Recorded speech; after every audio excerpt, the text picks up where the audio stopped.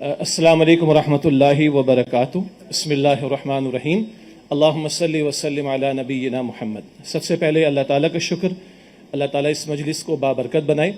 اور بہت سارے علماء میرے بزرگ موجود ہیں, ان کے سامنے لب کشائی بھی ذرا جسارت کی بات ہے. البتہ ایک طالب علم کی حیثیت سے کچھ گزارشات, اور اس دعا کے ساتھ کہ اس مجلس کو بھی اللہ قبول فرمائے, فیڈریشن کے منتظمین کو, ہمارے علماء کو, مفتی تقی عثمانی صاحب, ان کی ٹیم کو اللہ جزائے خیر دے. سود کی حرمت بہت واضح ہے. میری فیلڈ چارٹرڈ اکاؤنٹنسی کی رہی ہے. اے ایف فرگوسن سے میں نے ایک آرٹیکلس کمپلیٹ کی تھی 2001 میں. نیشنل بینک,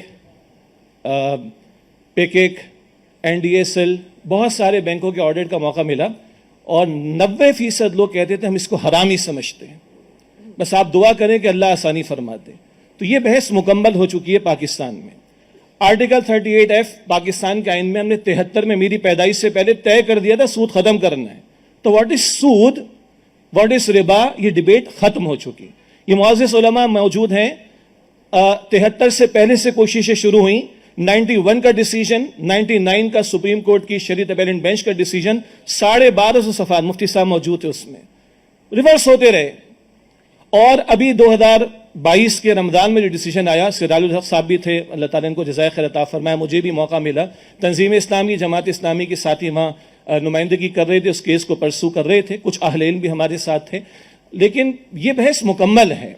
آج بات ہو رہی جناب وہ سپریم کورٹ میں 60 سے زیادہ پینے. سر صرف اسٹیٹ بینک آف پاکستان اور نیشنل بینک کا معاملہ نہیں.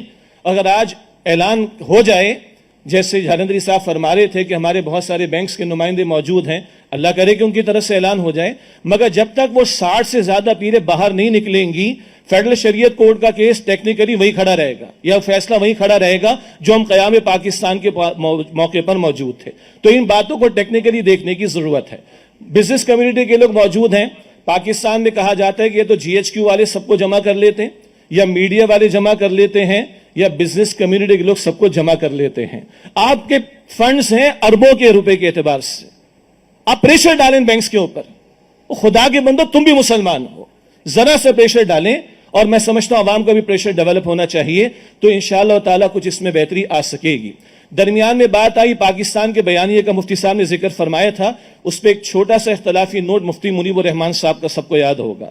پاکستان کا بیانیہ آیا, اس ملک میں کوئی مسلح بغاوت نہیں ہونی چاہیے. بالکل صحیح بات ہے, خروج کے مسئلے کے اعتبار سے غیر مسلح تو ہونی چاہیے نا, شریعت کے نفاذ کے لیے بات تو ہونی چاہیے. پاکستان کا بیانیہ آیا تھا, مفتی تقی عثمانی صاحب کا کلپ میں کراچی لاہور چلاتا رہا ہوں 2018 کا. اس بزرگی کے وقت میں بھی بالکل آتش جواں والا خطاب تھا, اور علماء کی مجلس سے علماء موجود ہیں. ہم علماء نے آج تک کسی منکر کے خلاف کوئی تحریک چلائی نہیں چلائی ہم نے.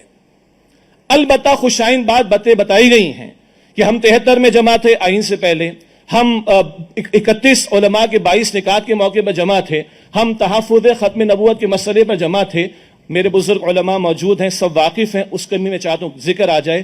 اس پاکستان میں اتحاد تنظیمات مدارس کے علماء نے 3 سال لگا کر, مجھے بھی وہاں خدمت کا موقع ملا, ایک ترجمہ قرآن کے نصاب پر اتفاق کر لیا ہے. اور آپ کے اس پاکستان میں فیڈرل کے لیول پر, پنجاب کے لیول پر, اور کل میں KP سے واپس آیا ہوں, 9ویں اور 11ویں جماعت میں قرآن کے ترجمے کا ایگزام بھی ہوگا انشاءاللہ.